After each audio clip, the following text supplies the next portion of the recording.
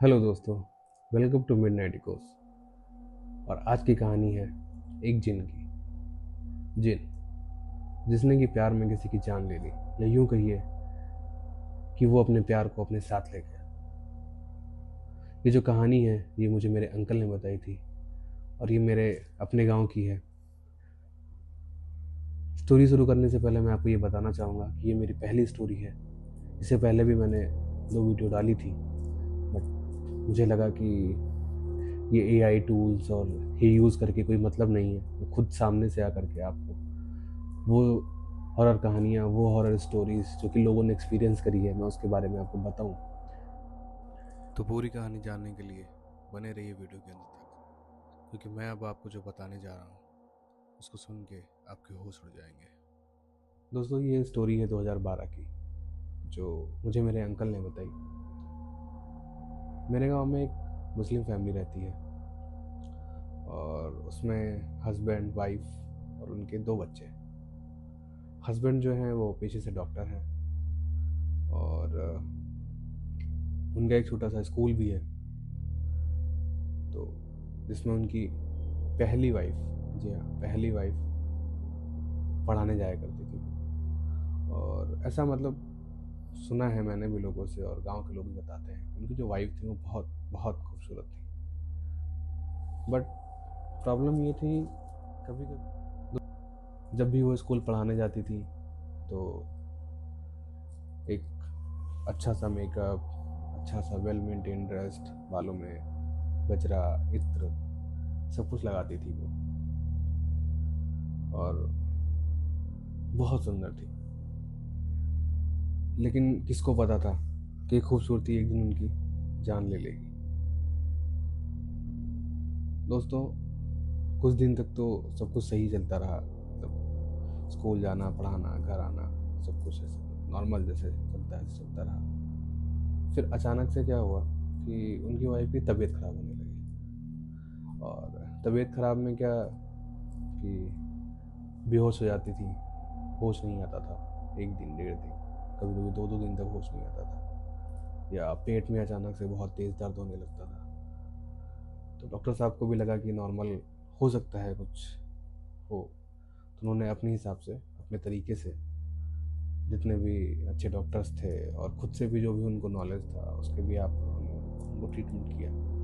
But सही होने की बजाय वो धीरे धीरे और बीमार पड़ने लगे। एग्जाम्पल की, अगर 1 घंटे, 1.5 घंटे, 2 घंटे के लिए बेहोश होती थी, तो वो 2 दिन हो गया, 3 दिन हो गया, उनको होश ही नहीं आता था।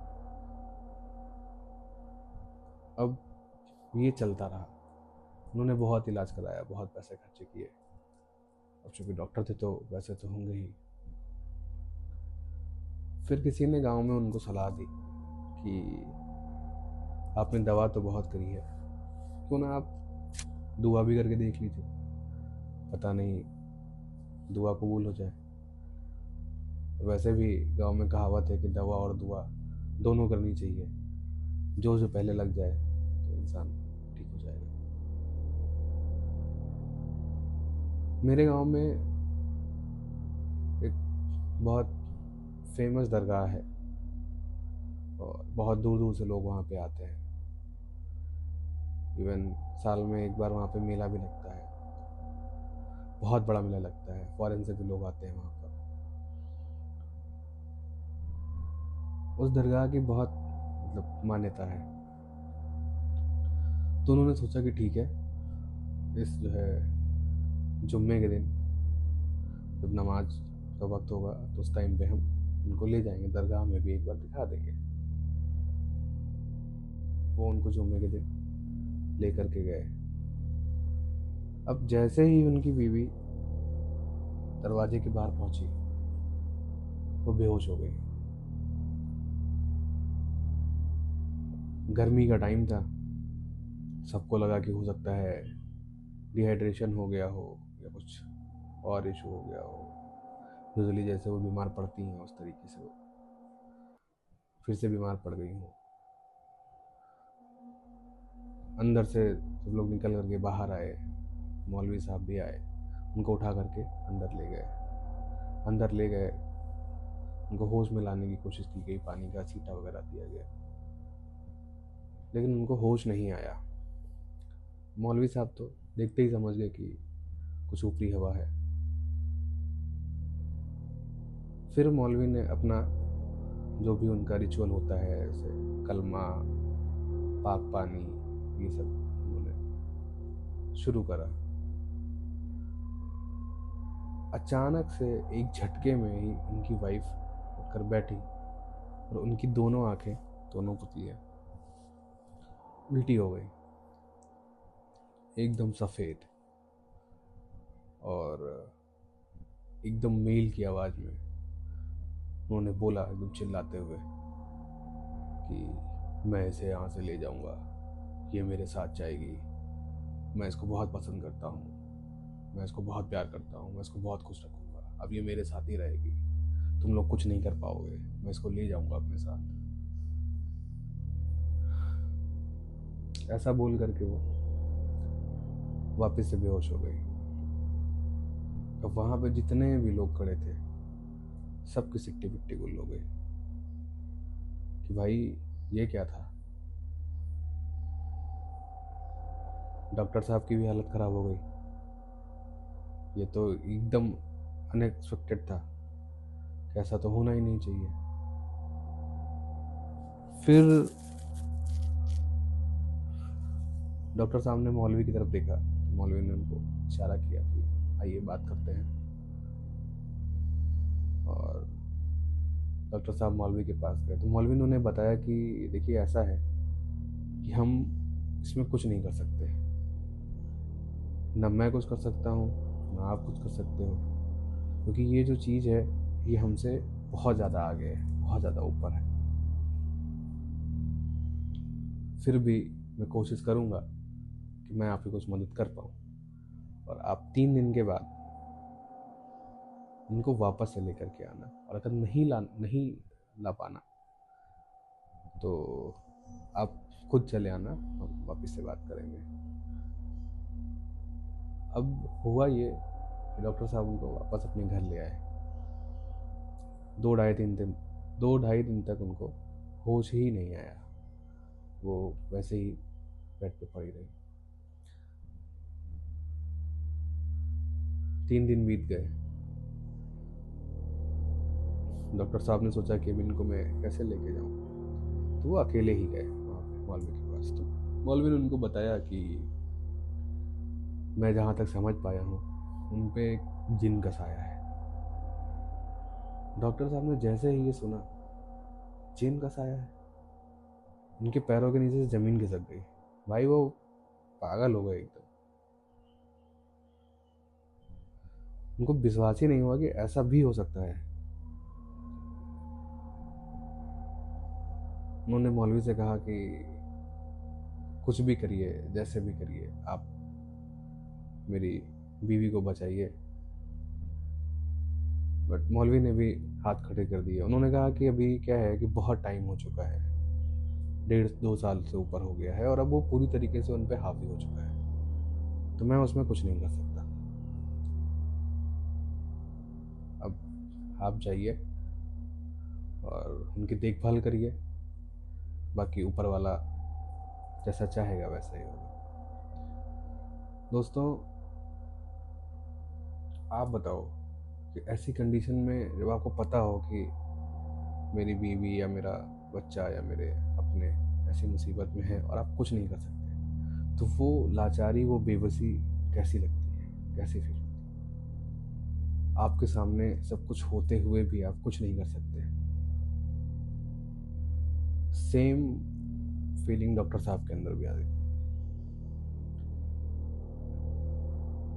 अच्छा, मेन बात रह गई मेरे से, उनकी तबीयत ज़्यादा तब ख़राब होती थी जब डॉक्टर साहब उनके क्लोज़ आने की कोशिश करते थे, और जिस दिन वो उनके करीब आने की कोशिश करते थे उस दिन वो एकदम से पागल हो जाती थी, एकदम से तबीयत ख़राब हो गई, बेहोश हो गई। कभी कभी तो ऐसा बताते हैं कि जब वो जिन उनके ऊपर आता था तो उनकी आंतें पलट जाती थी, और बहुत बहुत दर्द में थी वो, बहुत परेशान थी वो। डॉक्टर साहब भी सिर्फ लाचारों की तरह देखते रहते थे। ऐसे ही धीरे धीरे धीरे धीरे 2 ढाई साल निकल गया। 2015 में, अभी तो क्या था, घर में सब यूज टू हो चुके थे अब उस चीज़ के कि हाँ भाई उनकी अम्मी की तबीयत खराब रहती है, तो इतने सालों से कोई बीमार पड़ा हुआ है तो लोग भी उस चीज़ को एक्सेप्ट कर लेते हैं कि हाँ ठीक है अब जो है वो है, उसमें हम क्या कर सकते हैं। ऐसा नहीं, उन्होंने कोशिश नहीं करी, उन्होंने ट्राई करा, वो और भी जगह गए, और भी दरगाह पे गए, और भी लोगों से मिले, शायद कुछ हो जाए, बट सब ने हाथ खड़ा कर दिया। तो वो भी यूज टू हो चुके थे उस चीज़ के। अच्छा, एक दिन क्या हुआ कि उनके घर पे सेकंड फ्लोर बन रहा था, और सेकंड फ्लोर पे छत पड़ने वाली थी, तो उन्हें कुछ मज़दूरों की ज़रूरत थी। गांव में होता नहीं, लेबर कम पड़ जाते हैं। तो हमारे यहाँ एक जगह है, तो वहाँ पे शायद आप लोग भी जानते ही होंगे कि दिहाड़ी मजदूर मिल जाते हैं, 200-300 रुपये डेली लेते हैं, और पूरे दिन के लिए आपके साथ जो भी काम आप बोलोगे वो आपका काम कर देंगे। तो डॉक्टर साहब ने अपनी बाइक उठाई, सोचा कि ठीक है मैं जाता हूँ, और फटाक करके 2 मजदूर बिठा लाता हूँ। अब हुआ ये कि डॉक्टर साहब गए, वहाँ पे उन्हें 2 मजदूर दिखे, एकदम लंबे चौड़े हट्टे कट्टे। उनको भी लगा कि हाँ भाई ये दिन भर का काम है, गर्मी का इतना मौसम, धूप चल रही है पूरी, और दिन भर काम करना है तो ये कर लेंगे। और डॉक्टर साहब ने उनको अपनी बाइक पे बिठाया और लेकर के घर पे आए। अब सोचने वाली बात यह है कि सबके सामने, मतलब आधा गांव था यहाँ, तो जैसे किसी के यहाँ छत पड़ रही होती है तो अगल बगल के आसपास के लोग भी आके खड़े हो जाते हैं, कुछ नहीं होता है तो देखने के लिए ही। यहाँ तो लोग जेसीबी की खुदाई देखने के लिए पूरी भीड़ लग जाती है। सेम ऐसा ही गांव घर में भी होता है। सबके सामने वो दोनों मजदूर घर के अंदर गए, लेकिन अंदर जाने के बाद वो कहाँ गए किसी को नहीं पता। आज तक किसी को ये बात नहीं पता है कि वो दोनों कहाँ गायब हो गए। पूरा घर ढूंढा गया, पूरा नीचे से लगा करके ऊपर तक पूरा घर ढूंढ डाला गया, बट वो दो के दोनों कहीं मिले ही नहीं। जमीन निकल गई, आसमान खा गया, कहाँ चले गए किसी को नहीं पता था। सोचने वाली बात यह है कि अगर उन दोनों को अंदर जाते हुए किसी ने देखा नहीं होता, या सिर्फ डॉक्टर साहब ने ही देखा होता, तो शायद एक बार के लिए लोग ये बोलते कि हाँ पागल है, झूठ बोल रहा है, या ऐसे ही होगा, कोई विश्वास नहीं करता।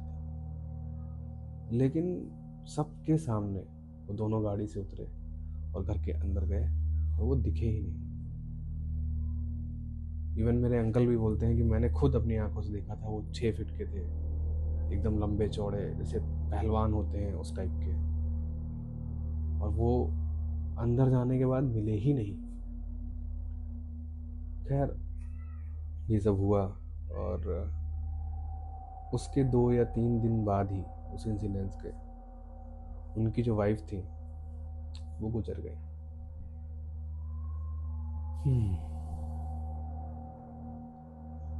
दोस्तों, किसी ने ऐसा नहीं सोचा था कि ऐसा कुछ हो जाएगा, या वो सच में उसको ले जाएगा। आज भी लोगों के मन में ये डर है। आज भी लोग ये सोचते हैं कि ऐसा कुछ हो गया तो हम कैसे, क्या करेंगे।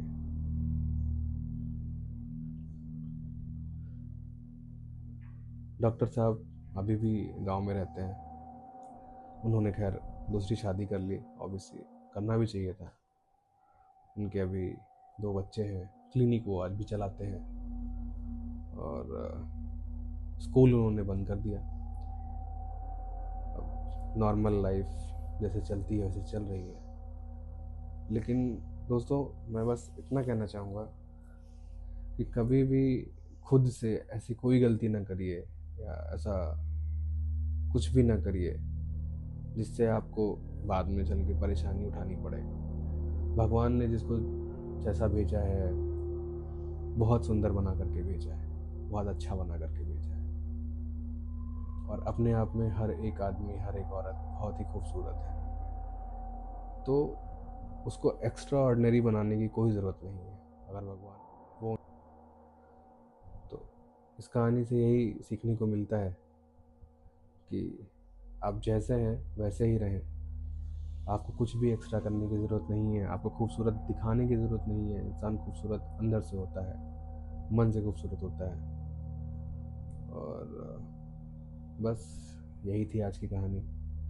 मैं चाहूँगा कि आप उसको लाइक करें, शेयर करें, सब्सक्राइब करें अगर आपको अच्छी लगती है तो, नहीं लगती है तो भी। और मैं ऐसे ही अब वीडियोज़ आपके लिए बनाता रहूँगा, लाता रहूँगा। और हाँ, जैसा कि मैंने आपको पहले बताया कि ये मेरी पहली कहानी है, तो आप प्लीज़ मुझे बताइएगा कि मैं कैसे और इम्प्रूव कर सकता हूँ इसको, कैसे और अच्छे तरीके से नरेट कर सकता हूँ जिससे आपको और ज़्यादा इंटरटेन कर सकूँ मैं। और ऐसे ही मैं कहानी आपके लिए लाता रहूँगा कि मेरे पास बहुत सारी चीज़ें हैं। मैं जिस गांव से आता हूँ वहाँ पे तो आए दिन कुछ ना कुछ मिलता रहता है। मेरे खुद के बहुत सारे एक्सपीरियंसेस हैं जो मैं आपके साथ शेयर करूँगा आने वाले टाइम में। तब तक के लिए आप अपना ध्यान रखिए। Bye bye, good night. और खुश रहिए, मस्त रहिए, स्वस्थ रहिए। बस यही इच्छा है मेरी। महादेव की कृपा आप सब पे बनी रहे। थैंक यू, धन्यवाद। जय श्री राम।